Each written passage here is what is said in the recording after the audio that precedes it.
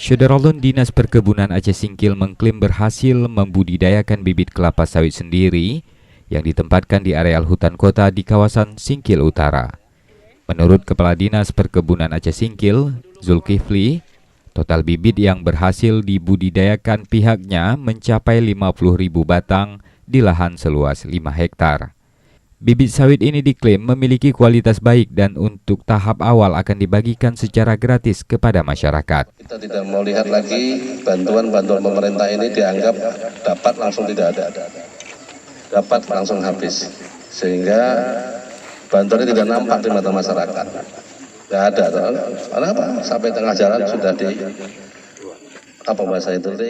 Budidaya bibit sawit ini diharapkan mampu menjadi sumber kebutuhan benih bagi petani. Terlebih, perkebunan sawit merupakan komoditas unggulan Kabupaten Aceh Singkil. Dari Singkil, Dedi Rosadi, Serambi On TV.